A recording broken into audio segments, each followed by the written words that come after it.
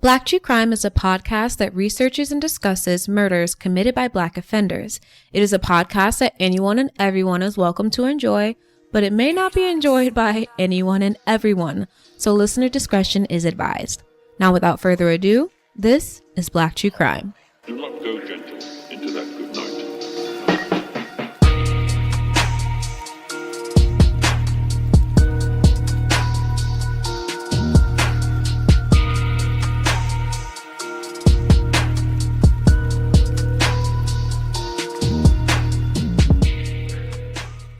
Hello, everyone. Hi, guys. What's going on? I'm Kayla.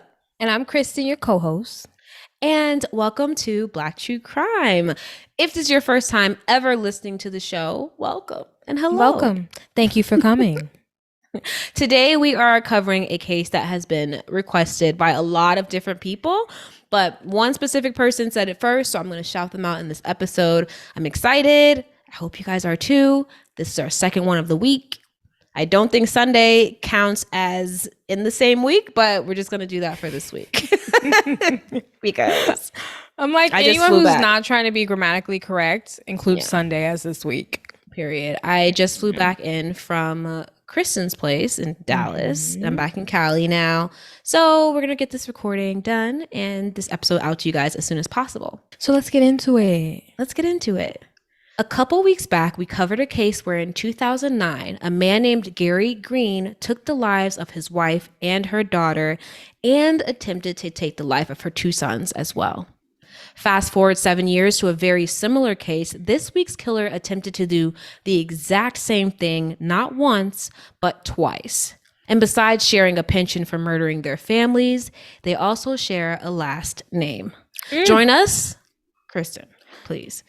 Join us for our second episode this week as we discuss the walking carcinogen, Gregory Green. Thank you to listener Angel for requesting this case. Girl, Angel, like, what is this about? I'm excited to know. It is awful. And yeah, so let's just start, okay? Yeah, period. Gregory Green was born on December 10th, 1966 in or around Dearborn, Michigan. Kristen, what happened in Black history in 1966? Yeah, you got it right. Off rip. Okay. So guys, picture this. 1966 is, I don't know if y'all know, but it's prime time civil rights time.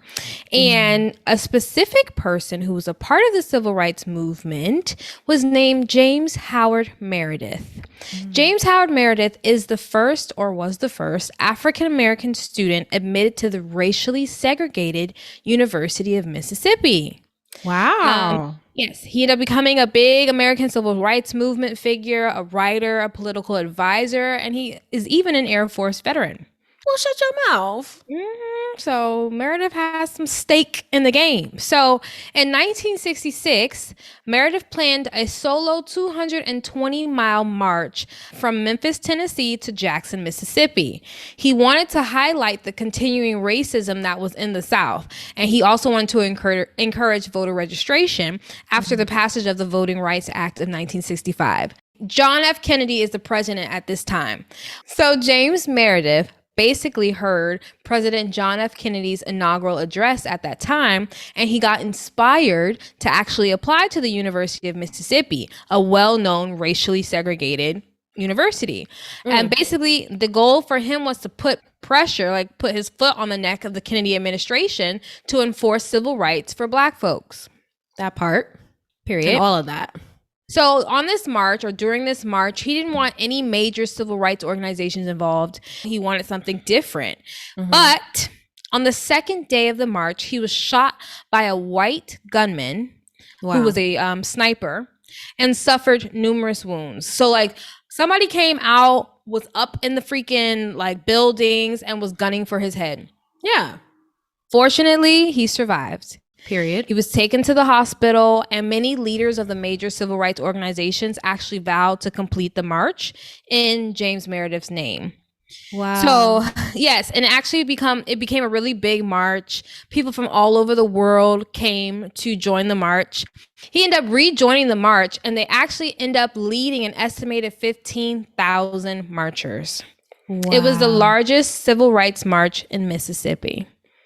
Sheesh Yeah. Louise. What One a more thing I want to fighter. say, that during that time, or during that march, more than 4,000 Black folks registered to vote, which is absolutely amazing. That's amazing. Yes. So Go that is James. Go James. That's our segment. I love that, sister. Thank you for that trip down history lane. You're welcome. Mm. Okay, so back to Gregory. He was born somewhere near Dearborn or in Dearborn. I couldn't really find out. I actually couldn't find out a lot about his childhood or his upbringing. Like none of it was public knowledge. And I don't want to tell you why because it's kind of a spoiler. So we're going to get to it later. Okay. I did find out that he grew up in the church with both of his parents in his life, which is great. I know he had at least one sister, and that's just about all I have for early life of Gregory. I'm not sure what he was doing with his life in 1991, and he was 25 at that time, but I do know that he was married to a beautiful woman named Tanya Clayton. I wasn't able to find out how old she was. If you guys know any of this information, you know what to do. Hit us up. But I wasn't able to find it. And at the time in 1991, she was 6 months pregnant with their first child. And she's a beautiful brown lady. She's very, very gorgeous. Gorgeous brown girl. So Gregory was getting his life started, trying to start a family. But unfortunately, on July 14th, 1991, Gregory stabbed Tanya several times in her face and her chest area. Okay. Yeah. So we're getting right to it. I mean, we're jumping straight into hell. And this happened after they had an argument. I read somewhere that it was because she was planning to leave him. I also read that he thought she was cheating. It was just a lot going on. And he ended up stabbing her multiple times. And then he called 911 on himself and told them that he was responsible for it. So he waited there until police came. Tanya was rushed to Grace Hospital where she and her unborn baby were pronounced dead. Come on. We're not even 10 minutes in. Like, this is your seed. Like, are you, like, was this a passionate, just, you saw red and you couldn't help yourself because you're clinically insane? From what I know from the case, in my opinion, that I've built around it, I think he was possibly, because with him only trying to stab her in the face and the chest, he didn't stab her in the stomach area. You know, he stayed away from that area. Maybe he was just not that sick to do that personally to the child, you know, but I also think maybe he thought that the child wasn't his, and we'll kind of get to that in a little bit. Okay. So when police arrived at the scene, like I said, Greg was already there. He didn't fucking go anywhere. He showed detectives where to find the murder weapon. Period. Which he hid. Which he hid in the refrigerator. I don't even know how they were probably reacting. Like, is this really cookie cutter? Like, we have all this shit? This is too good to be true. Gregory pleaded guilty in 1992 to second-degree murder and was sentenced to 15 to 25 years in prison. So at 26 years old, he's already doing almost his age. You know, he's about to spend almost his age in prison. Yeah. Initially, his defense tried to use the not guilty by reason of insanity defense, which just pisses us off, to be honest. Cop out. Yeah. Which led to the court ordering a mental exam on him because they're like, I don't fucking think so, you know? And they're doing their due diligence because if he is clinically insane, they have the responsibility to act accordingly with that. Absolutely. But he was found to be sane at the time of the murders. And then Greg decided to change his plea to no contest. And you know, a no contest plea, it's kind of like pleading guilty without having to admit your guilt. Okay. The parole board denied him 4 times before he was finally released because he wasn't given 15 to life. He wasn't given 25 to life for taking the lives of 2 people. He was given between 15 and 25. So we know he's getting out at some point. They denied him twice in 2004 and twice in 2006. And the reason they kept denying him is because he showed, Kristen, almost no remorse for what he did. Didn't even fake it. In fact, prison records show that he was blaming his victims for what happened. Stop. How much more scummy can you get? In a report dated January 16th, 2004, officials reported that, quote, during the parole board interview, Green demonstrated little emotion or remorse over his horrendous crime. The murder involved his wife, who was pregnant with his child. Green is unable to give background as to where his temper and violence developed from. I'm like, hold on, pause. This is going way too fast. It's going And fast. usually I'm here for that. But I have questions because I'm like, okay, so he got denied 2001, Four. no, 2004, and then 2006. Okay. And then when did he actually get approved? I would love to know that. We're going to get to that. Okay, because I'm like, how did he get out if he got denied 2 times in those 2 years or 4 times in those 2 years? You're right. And then you mean to tell me that you're gonna actually let him out? I'm Well, confused. they can't keep him. The longest that they could keep him is to 2012. That's the longest they can keep him. That's the extent of his sentencing. So if they let him out in 2006 or whenever they let him out, I'm not sure that the extra years would have done anything to rehabilitate him, because if someone's getting out of prison after being in prison for that long, the point is hopefully they come out as a better human being, a better, citizen. But I don't think that would have made a difference in this case. Okay. After the second parole hearing in December of 2004, the officials wrote, quote, despite completion of recommended therapy, Green has not gained adequate insight. He explains his conduct as arising out of the victim's mistreatment of him, end quote. This is bullshit. Like, I wish I had a bag of rocks and 3 minutes alone with him. Like, are you joking me? You're blaming it on your dead wife? She's gone. And you're still blaming it on her? And then you actually killed your child too? Yeah. Is he to blame or is he or she to blame? Right. He's a definition. Honestly, I don't think I even need to know much about his childhood to see that he obviously went through something that he's obviously still holding against someone else. And or, he's holding against everyone. Yes. And he obviously still sees himself as a victim in every sense of the word. Situation in his pathetic life. Mm-hmm. On December 8th, 2006, they stated, so I'm reading all this, you guys, just so you can get an idea of what they already knew about him, even after he'd already spent, at this point, it's been 13 years in prison. 2006 is now, 14, 15 years in prison, and he still hasn't made any progress. So December 8th, 2006, they stated, quote, he still can't explain his murderous rage. Oddly, he did not utter a word of empathy or remorse. Considering the brutality of the fatal crime, Green needs to enhance insight, empathy, and remorse, end quote. All of the above. So basically, he needs to develop things that make you just a functioning, compassionate human being.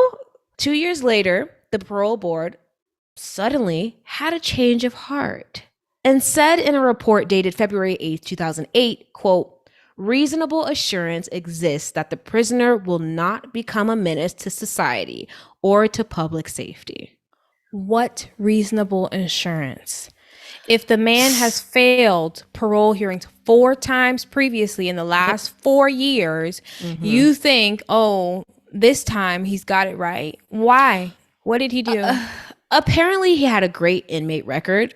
They said it was almost perfect. He got in one fight with someone over the TV, the whole time he was there in prison. But they said he was respectful to staff and overall followed the rules.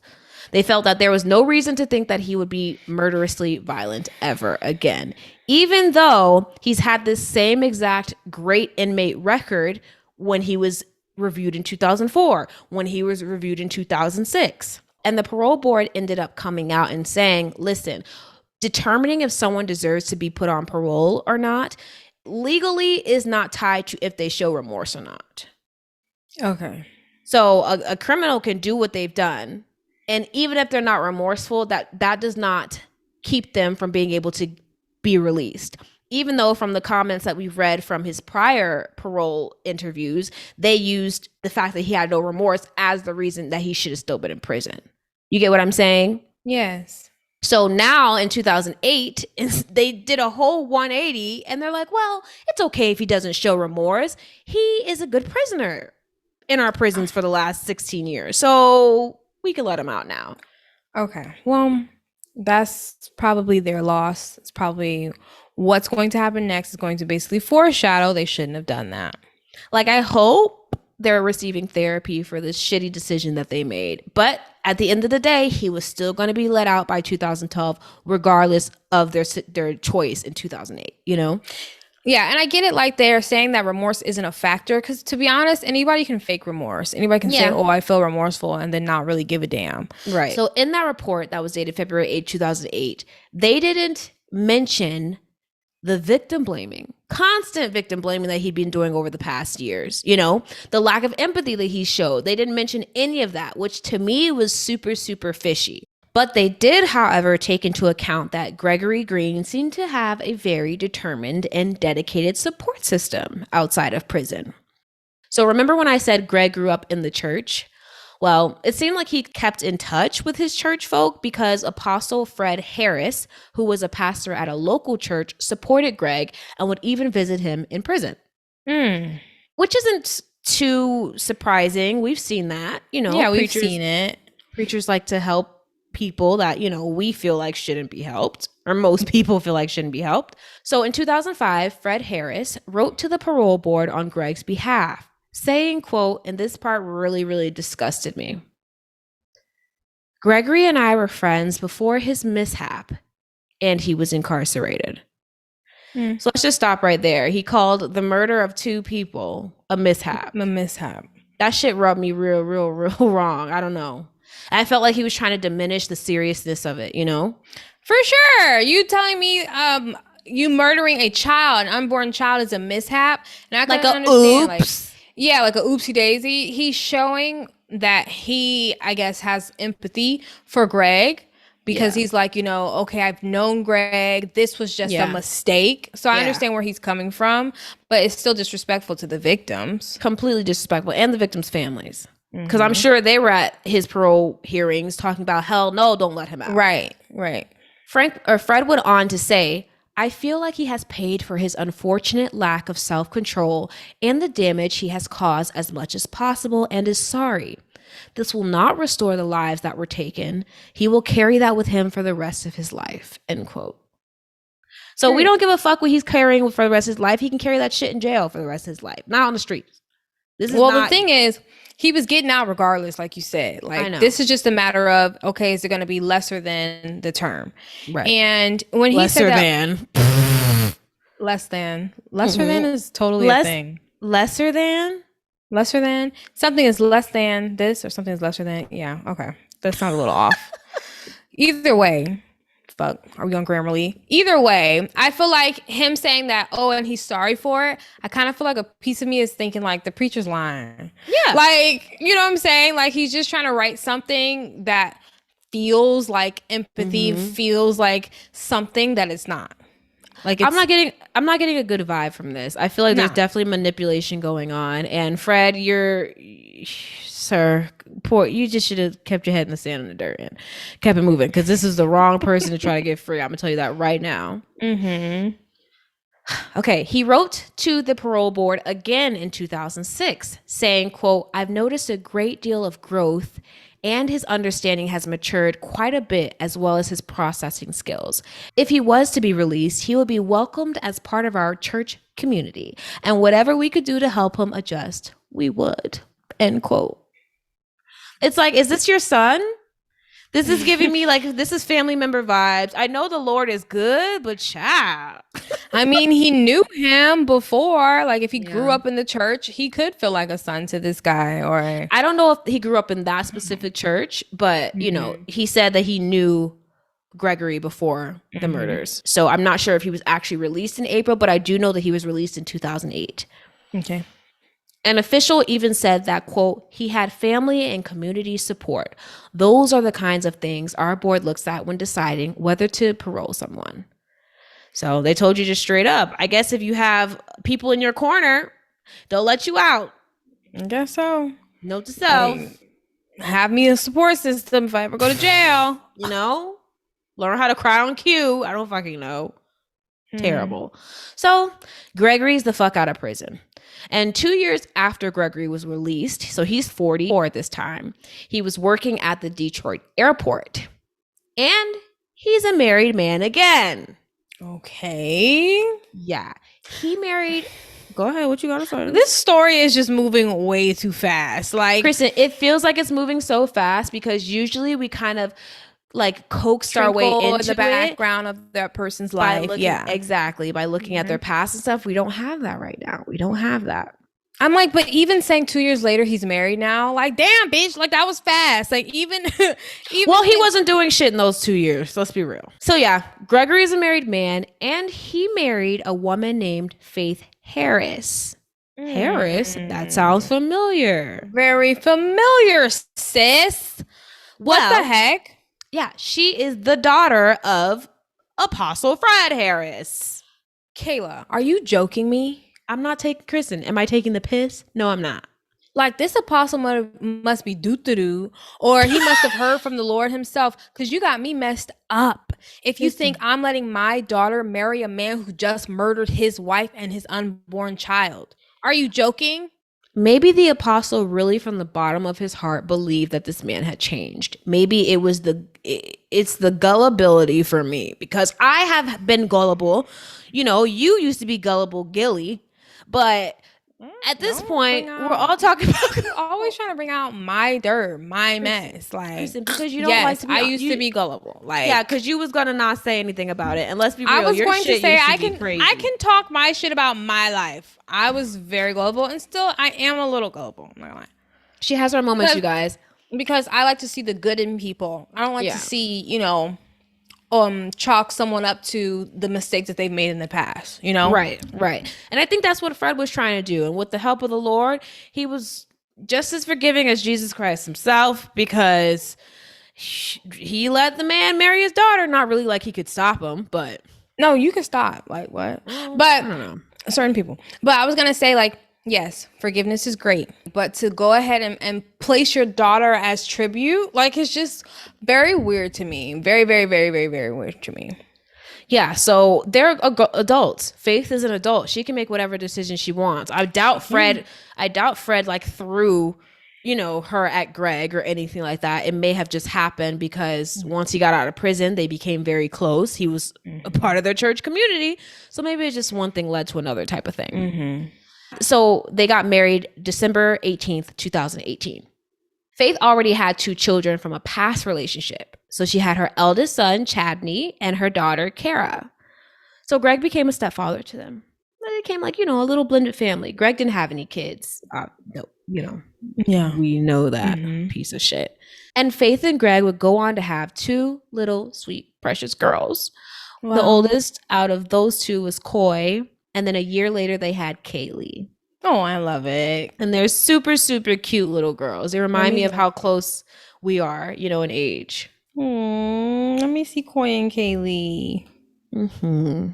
First of all, the wife is a baddie. Faith? Are you joking me? Yes. Faith's cute. Like, is this Faith the one in the red? Yeah, she's cute. She's hot to me. Period. And the 2 girls are beautiful. They really are. Chadney and Kara look so well put together and clean. Like this, they all seem like they came from a great family. Mm-hmm. A great church background. going, paid their taxes. It looked like, bitch. They looked like they were that family. They look like they have sense too. Yeah. So what the heck are they doing with Greg?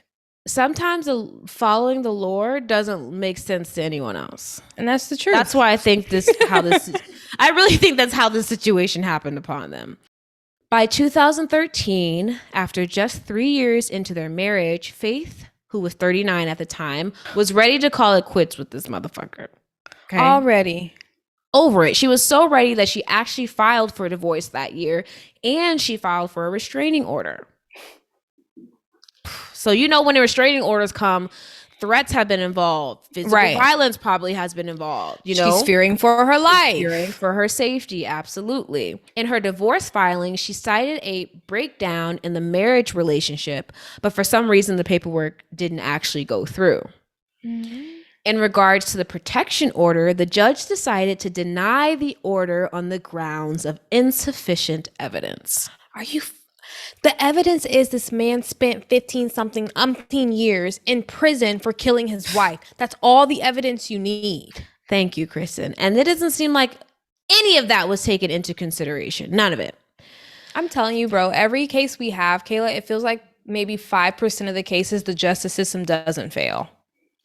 Kristen, the justice system is definitely almost next to useless, in my fucking opinion. The statistics of it actually working and actually providing justice are way too low to keep using this same fucked up system. I'm sorry. What I'm saying? Like, why aren't we adapting? Like, why isn't the justice system machine learning? Like, bitch, learn from your mistakes. What are we doing? Because it's run by racist humans that are stuck in the Constitution's age where Black people could be sold for pennies on the dollar.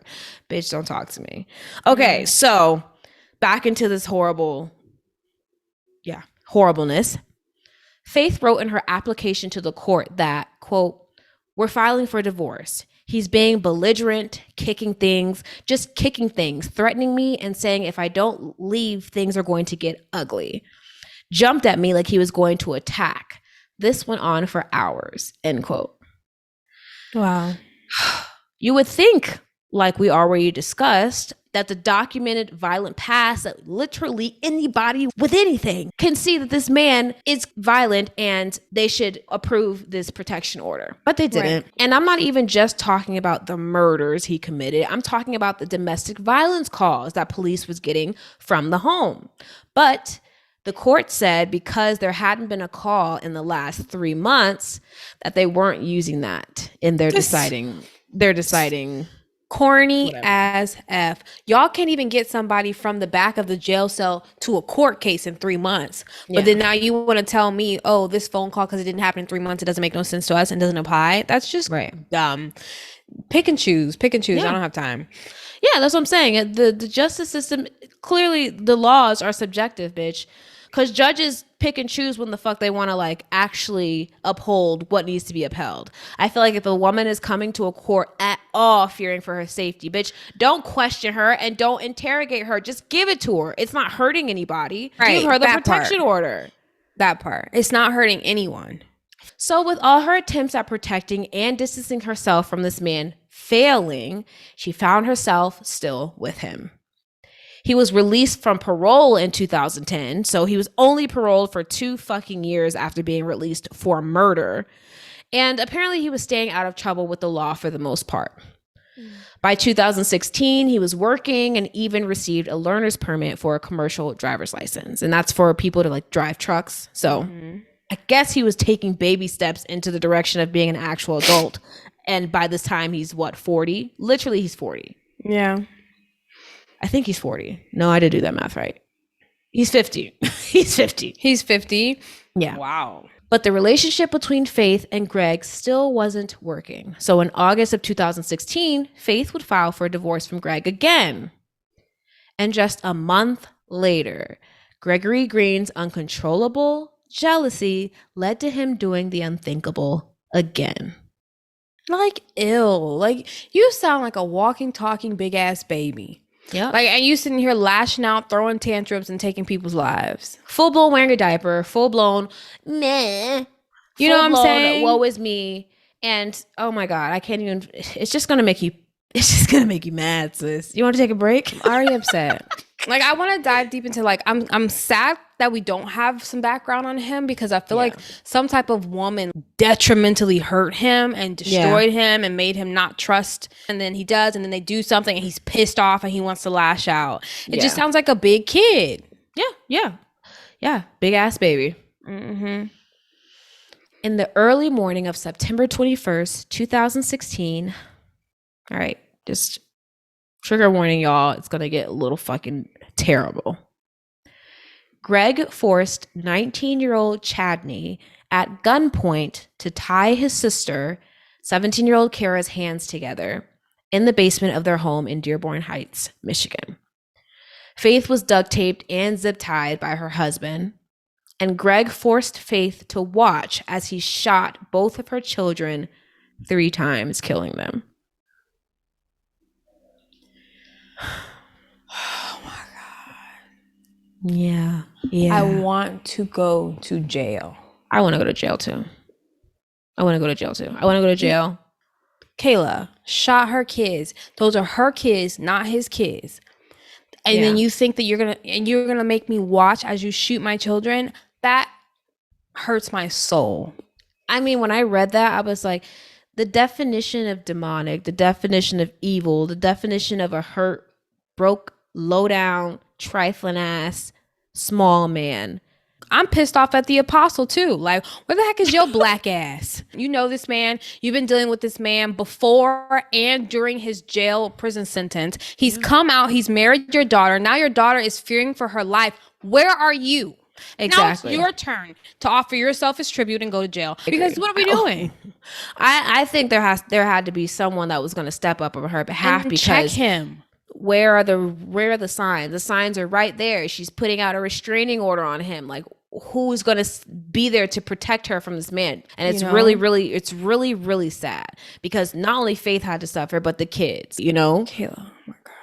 Before killing the 2 older children, Greg took the 2 youngest, 5-year-old Coy and 4-year-old Kaylee, His kids, he put them in the car, covered the exhaust pipe with duct tape with like a plastic tube attached to it, and poisoned the 2 girls to death with carbon monoxide.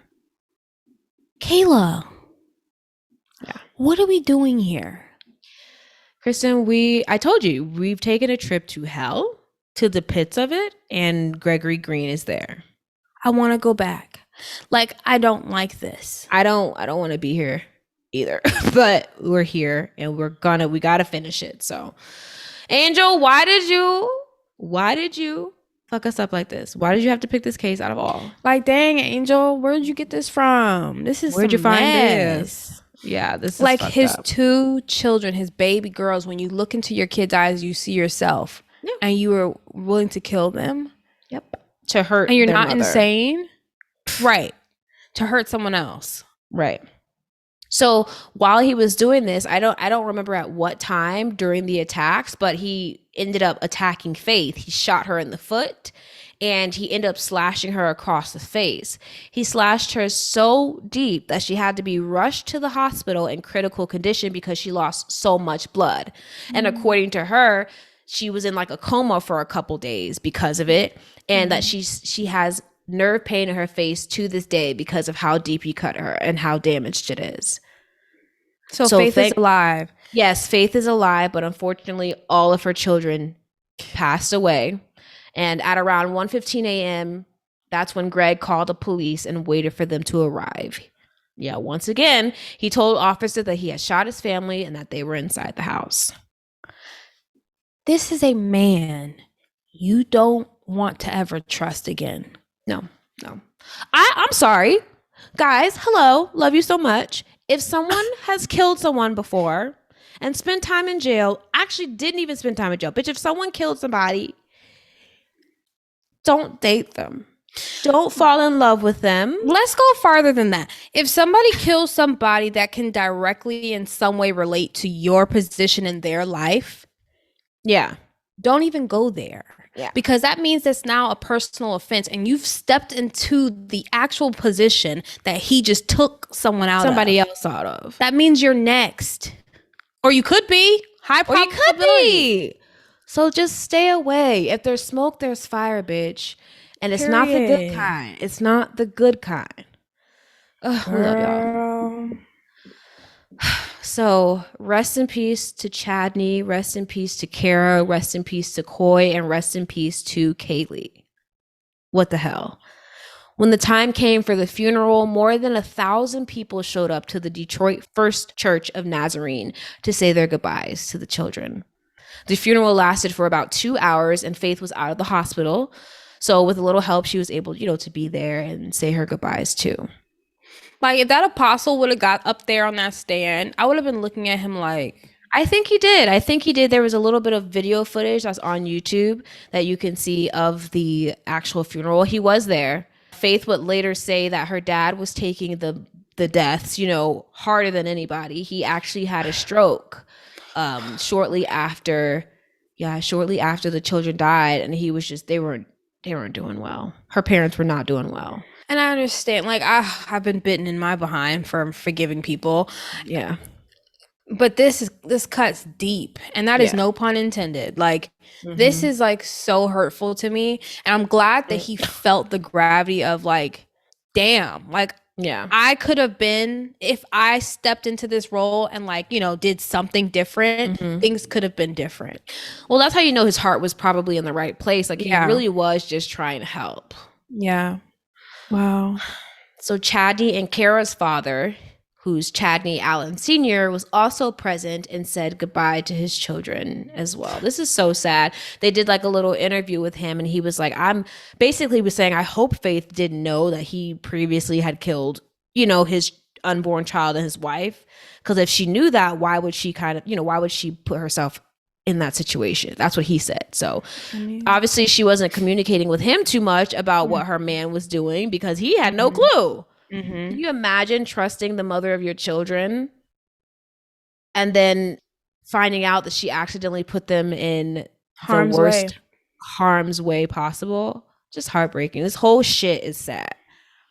A letter Faith wrote to her children was read during the service, and it said, quote, I know your love, my dear babies. I love you all. You were always unique in your own way.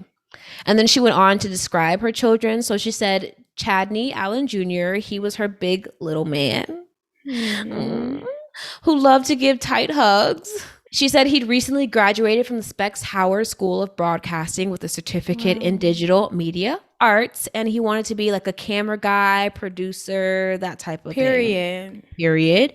And as for Kara, she said she was a go-getter. She was beautiful, as you guys can see. If you guys want to see like the pictures and the videos associated with this case will be actually available on Patreon and on YouTube, the video episode, which is pretty dope. So check it out. Right on. Check it out. As for Kara, she was a go-getter. She was beautiful and an honor roll student, and she was also a cheerleader at the time. So I think she may have been like a senior. So, just starting her life. Yeah, she was 17. She's young. Faith also said that Princess Coy, she loved to dress up and loved to be the center of attention, while her sister Kaylee enjoyed ballet and singing. I'm so sad. Children that had nothing to do with the fucked up shit that was going on around them and had to suffer because of it. Am I sick? Am I crying? Like, I can't. No, you are. I'm crying. Yeah. Inside. So as we know, this case is not a whodunit. Gregory. We know who done it. Greg is fucking wrong. He fucking did it. He actually ended up pleading guilty on February 17th, 2017 to second-degree murder, torture, and assault with intent to do great bodily harm. And then he also pleaded guilty to a felony firearm charge. So he didn't even waste the court's time with going to court, trying to say he was mentally insane. You know what I'm saying? So that's the only saving grace, I think, for Faith's family and everyone, so they didn't have to relive all those details. Like, damn, like, Greg sounds like a lost cause. Like, he sounds like he knows he's a lost cause. Like, oh yeah, he's thrown his life away. He's like, fuck it, I'm just gonna take it lying down. Yeah, basically. So during the sentencing hearing, because remember, there was no trial, so it just goes basically straight to sentencing. Faith was there, and she spoke to the court and to Gregory. It was a pretty lengthy statement, obviously, because it's, in court and she has to get it all out. So I'm just going to include some snippets from it. So listen to this. And if you're on YouTube, watch this. Okay. Good morning, Your Honor. I'm not happy. I'm not satisfied with the outcome. There's no punishment that fits the crime. Not even torture and death would be justice. Your justice will come when you burn in hell for all eternity for murdering 4 innocent children, all because you're insecure as a man. Plus the other 2 lives you took. You are a con artist, you are a monster, you are a devil in disguise. You are now forever exposed. I've thought over and over again what I would say, even though it doesn't even matter. First of all, I am not and did not and will not suffer like you intended for me to do. What you tried to do didn't work. I am and was a damn great mother to all of my children. You tried to separate them from each other. They are siblings who loved each other and spent time with one another. Trying to split them up didn't work. They are together more than ever. Chadney and Kara are still watching over their little sisters, Coy and Kaylee, forever. I carried each one of them in my womb for 9 months and raised them. Nothing or no one, sure as hell not you, can break me or break my bond with them. But while I stand up here trembling with fear, I put on my bravest face to be in the same room with the man who murdered all 4 of my children. 2 of them violently in front of me with the gun, Chadney and Kara. And he killed my other 2 babies, Coy and Kaylee, with a hose that ran from the tailpipe of his car to where they were innocently sleeping. Didn't that just like take your heart, rip it out, and throw it to the Kayla, I would have like, because as I'm like seeing her talk, she's looking at the back of his head when she like looks up. Bitch, like I missile that pen in my freaking hand right in the back of his freaking head, like aiming for every piece of brain. I want it to go straight through and come out on the other side. Like I would have worn the highest high heels I could have, and bitch slowly took them off and just Babe Ruthed his ass in the back of his head, hurled them like, and oh Jesus help me, I can't even fathom the amount of strength, courage and strength that she had in that moment. Bitch, and decorum, because I would have been lit. As I'm reading my speech and looking at the back of his motherfucking head, like it would turn into some gangster shit. Like, and you bitch ass nigga, turn around, I'm talking to you. Like, are you joking? I'm gonna get you touched in prison, nigga. Wait till you get your black ass up in there. You Like, better not thought talk it to was some cute? nigga. Girl. Like, wait till you see. Like, ugh. No. I'm shaking. I just cannot. She's so strong. Faith, you're so strong. Oh God, she's so strong. And so beautiful. After Faith spoke, the judge asked Greg if he had anything to say. And of course, making everything the fuck about him, he's gonna say something. So listen to this. I just want to say, well, first of all, congrats, and only he can judge. I do regret, and I'm sorry for what has happened. All I've ever wanted was a God-fearing helpmate that would support me and be faithful no matter what. It was dedicated to the whole family. That put aside, I have to be humble, very humble, because God knows the heart, and he knows how regretful, how sorry I am. And even now, after all this, he still has a plan. And I'm not giving that up, giving up on that plan. It's God is God. And there's not one day that go by that I don't think of my girls. Not one day, often picturing them playing and talking to their Heavenly Father. And I pray that God be with Chadney and Kara. I feel bad for how this has deeply impacted everyone. And may God help them, help me, help us all. Kayla, Have you ever heard something so like stupid. we've listened to a lot of clips from killers on the show. We've included a lot.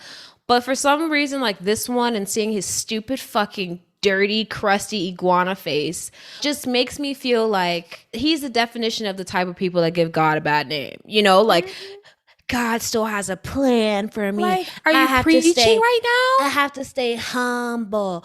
Who knows his heart? I don't know. I can't judge it. But all I'm saying is when you do something that horrendous and you make a statement like that, that statement was useless. Yeah, Like, completely. what did it help? What did he say that meant anything? Kayla, he could have sat there and shut up and it would have been a better It it would have been a for better him. situation. Kristen, the Judge Hathaway, it was a woman. She told Gregory that this was by far like the worst case she's seen as a judge. She also said, quote, fathers are supposed to protect their children. Husbands are supposed to protect their wives. Your actions are inconceivable, end quote. And then she also talked about, because I saw the clip, I just didn't include it, but she also talked about how she was completely disgusted by how he didn't look like he gave a damn at all. She said, this just looks like it's inconvenient to you. Like, Wow. she said, if I could sentence you to life, I would. Remember, he pled guilty, so Yeah. they gave him like a little plea deal or whatever. Didn't really help him too much because 50-year-old Gregory Green was sentenced to 50 to 100 years in prison for the murders. And he will be eligible for parole when he's 97 years old. Wow. So, AKA never, I hope he fucking takes his last salty, dusty breath behind those fucking bars. The prosecution believed that Gregory planned the murders as early as a week before they happened. He made a trip to Home Depot where he bought piping, to the piping that he used to mess up his exhaust system 2 weeks before, or I'm sorry, a week before he bought that from Home Depot. So they're thinking that's a sign that he knew what he was going to do and planned to do it. Yeah. The death penalty has been banned in Michigan since 1963. So even if he was found guilty of first-degree murder, he would have just gotten life, which is essentially what he got anyway. So, and the prosecution made it very clear that it was with the permission of Faith and her family, that they offer him that plea deal, the 50, to 100 years. Okay. Wow. That's our case this week, bro. I mean, talk about me being floored. Like, to think that a person thinks that he can do that, and you're going as close as to taking your own children's lives, that's a special type of evil. Yep. Very special. Yep. And to think that it mostly stemmed from, because like he kept mentioning, I just wanted a faithful partner, shit helpmate. like that. You can tell that it was about him not feeling secure in the relationship. And Absolutely.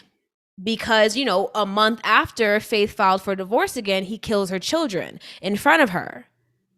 Like, Kayla. what people like that deserve something worse. Like she said, she's like, bitch, your punishment is going to extend to the afterlife, ho. It's not even You're going going to to burn in start. hell. It's not going to start until you die. Like, you're going to burn in hell. What are you joking? Are you joking? And then she's like, you're not going to break me. Like, what you thought you were going to do, you didn't do. And she needed to say that. Like, because if you can't stab the man, the least you can do is tell him off. Yeah. Oh, yeah. And I'm going to do that. Yeah. So That was intense. Faith, I hope you are healing as best as you possibly can. Fred Harris, his wife, Faith's mother, I hope you guys are healing. I know you never in a million years thought that this would happen, and we're not blaming you.